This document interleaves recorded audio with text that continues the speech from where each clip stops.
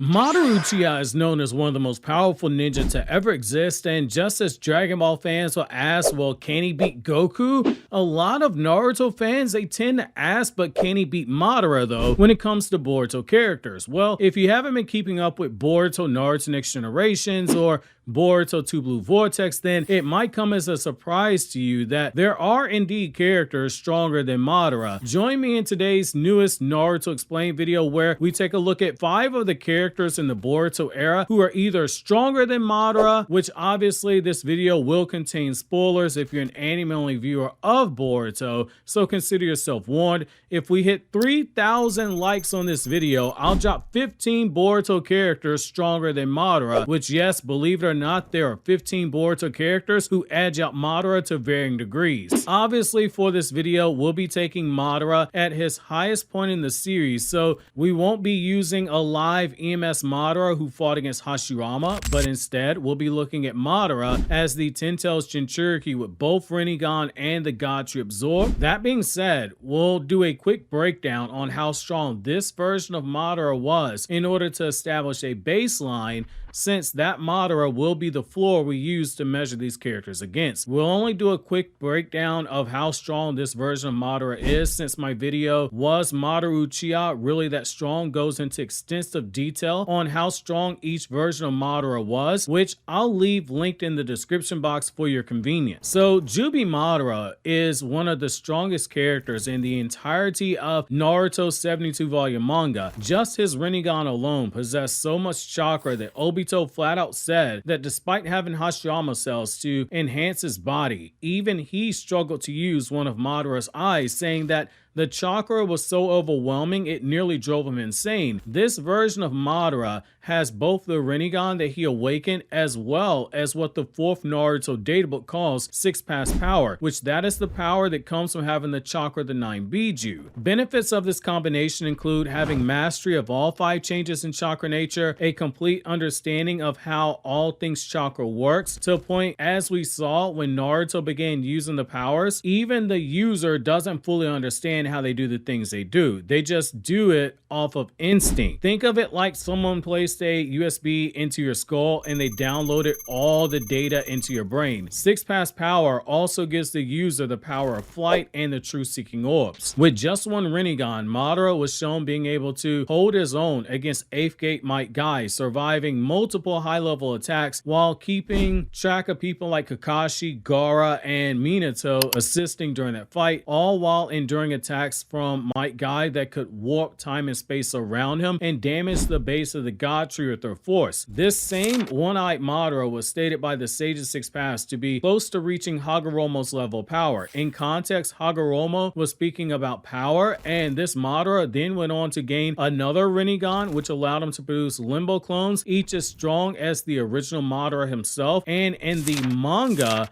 this Madara was able to swap hands with 4 of Naruto's shadow clones, each using the combined powers of 6 Pass Sage Mode that Hagoromo gave to Naruto and 6 Pass Power, which comes from the simultaneous use of the 9 Biju chakra, shown when Naruto cuts on his QB chakra cloak. This Naruto's chakra was split 5 different ways between Naruto and his shadow clones, but Madara's clones, which scaled to full power double Rinnegan Madara, they fought Naruto to a stalemate. Madara would then get another power up by absorbing the God Tree into his being, giving him another boost and a third Rinnegan, a Rinne Sharingan to be specific. Based on Madara's words right before Zetsu betrayed him, this version of Madara is at the bare minimum relative to Rinnegan Warwick Sasuke and the Naruto who has the combination of 6 Pass Sage Mode and 6 Pass Power, but he is below Kaguya since his body nearly exploded due to the chakra she was pumping out when coming back to life, and we have both Naruto and Sasuke directly scaling Kaguya as being stronger than the Madara they just saw, with Sasuke flat out saying someone as strong as Kaguya couldn't possibly exist. So now that we have a baseline for how strong Jubie 3-eyed Madara is, just who are these 5 Boruto characters who scale over him? Well, let's jump right into it, and for clarification, these characters, they're not ranked by their power. I'm just going in the order at which I find the characters fascinating, least fascinating to most fascinating. So starting things off at number 5, we're going to be going with every every Boruto fan's favorite pint-sized little hellraiser Daemon, while his age is unknown. The best guess we have, based on Boruto calling him too young when they're playing video games together, is that he might be a couple years younger than Himawari, who is 10 years old in Boruto Part 1, so Daemon theoretically would be 8. But Daemon's small size, it shouldn't fool you. He is incredibly powerful. He is one of the humans who Amato got his hands on and mechanically enhanced their bodies with the ninja tech that he was placing inside of it, including DNA from the Otsutsuki god Shibai himself. This gave Daemon access to an auto-reflection shinjutsu, which can be activated from the moment that Daemon is able to place his palms on somebody. Any attack is immediately reflected back onto the target, and just the mere thought of malicious intent is reflected back. So just thinking of punching him in the face when it's active is enough to get hit by the force of the very punch that you're planning to throw. In terms of raw power, he scales well above Jigen, who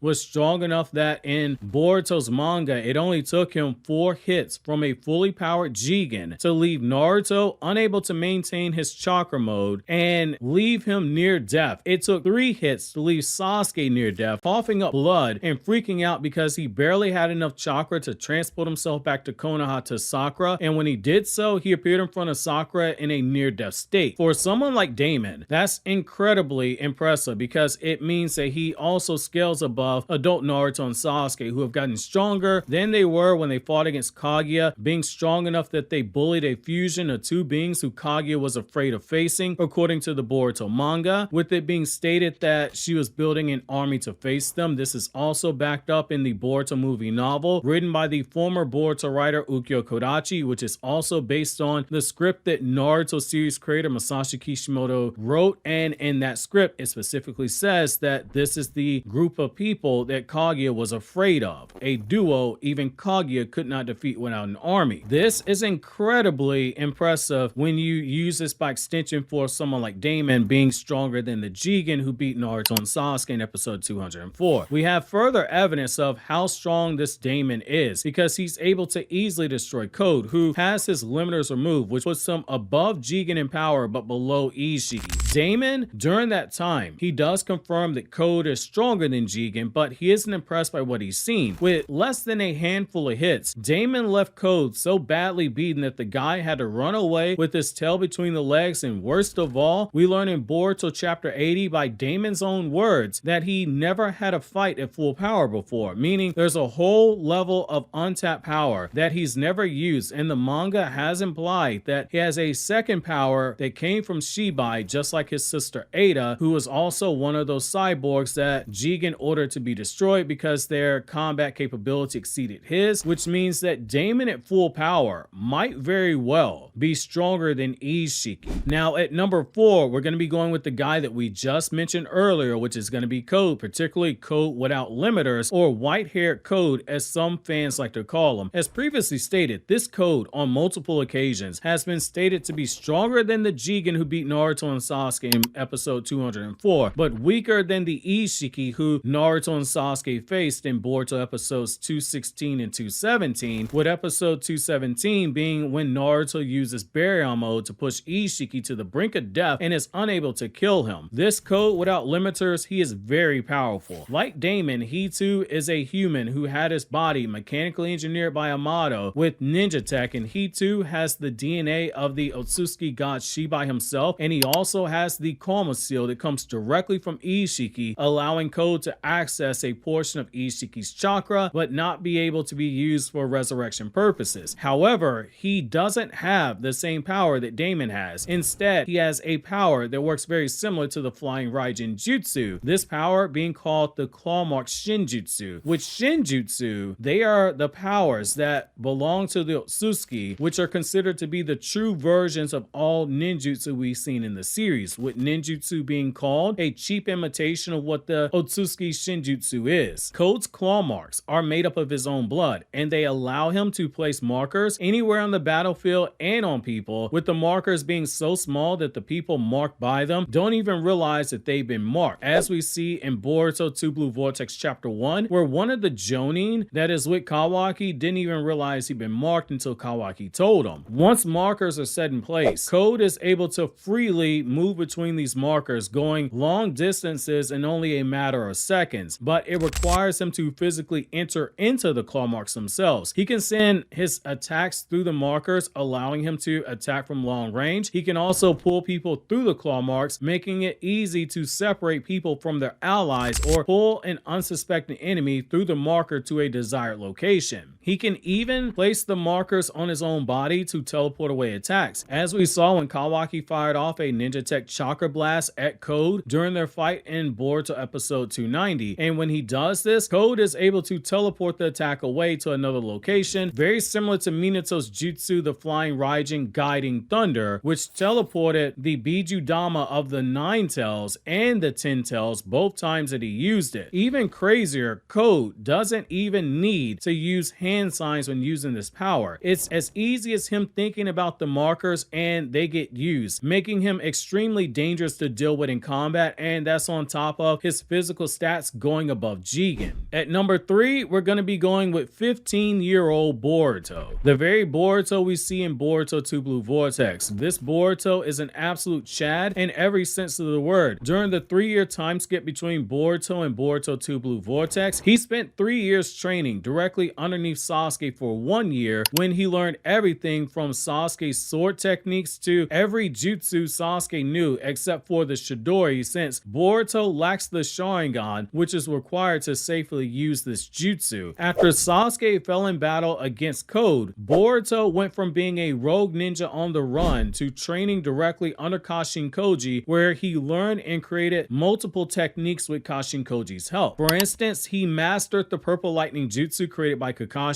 something that Boruto's character profile in the Boruto Naruto Next Generation's manga revealed he learned, and in the Sasuke Shinden the Teacher Star Pupil story, it's also revealed that Boruto knew the jutsu, with Sasuke saying that he saw it during their training, but Boruto's version uses Purple Lightning by running it through his sword. He also created the Rasengan Uzuhiko, which allows Boruto to gather enormous amounts of chakra directly from the planet itself in a way that is stated to be different than Sage Mode users gathering nature energy. And Boruto's able to form a Rasengan that swirls around his entire body like a vortex as a form of pure chakra, and it uses the rotation of the planet itself for the attack's quote limitless power. But it also comes with a major weakness. Boruto has to maintain contact with both feet on the ground for a long period of time with his main body, so no shadow clones, and he also cannot fly when using it in order to gather chakra for the attack. But once he hits the attack at max power, he can completely destroy the entire body into shreds, and a weakened version of the attack infuses the target's body with the Rasengan, which, due to its spinning at the speed of the planet's rotation itself, it causes a sense of vertigo, which makes it nearly impossible for the target to maintain their basic motor functions, and it will slowly kill the target unless Boruto dispels the jutsu. This isn't a technique that Boruto specifically made, or at least it's implied he specifically made to deal with Otsutsuki. This Boruto, however, does have some weaknesses. So this Boruto has been able to make his own variation of the Flying Raijin Jutsu, but is inferior to his grandfather Minato. During his training with Kashin Koji, Boruto learns that a alternate future version of himself created the version of Flying Raijin that took him 6 years to master. Boruto had been trying to mimic the teleportation power that the Otsutsuki vessels can use, except for Boruto, he can't properly use Momoshiki's power. Due to Kashin Koji's assistance, Boruto learns the jutsu in only 2 years worth of training. But again, it has several drawbacks, which we're going to go over. Whereas Minato and Tobirama could just zip around the battlefield in a mere instant, Boruto needs time to focus when using the jutsu, having to even use the Seal of Confrontation in order to do so. Boruto also needs to use different types of markers, because if he uses too many at the same time, he won't be able to properly teleport to them. So he can't throw 100 kunai the way Minato did and zip to them with pinpoint accuracy. Boruto won't be able to control which marker he appears at, making it a severe liability in battle, which is why he made several different types of markers so that he can accurately teleport to the intended destination. Basically, every piece of metal on his clothing is a Flying Raijin marker, from the metal sunflower petal to the triangles to the hidden leaf symbol and even his sword. Another drawback is that whereas Minato can mark an object or a person instantaneously like like we saw in the battle with Killer Bee and with the 4th Raikage, Boruto needs an entire minute to mark his target, and the larger the target, the more time it takes, making it nearly impossible to mark someone in a battle setting. Boruto also has more trouble teleporting over long distances than Minato did, particularly if the marker used is a kunai or a shuriken. But unlike Minato, he is able to teleport into Otsutsuki dimension since he has enough chakra to do so. This Boruto is also stronger than adult Naruto and Sasuke, being able to, without any effort, easily defeat Code, reacting to the attacks of a pissed off Code without any issues in chapter 1 of 2 Blue Vortex, which puts base Boruto's power level above Jigen, significantly above Jigen.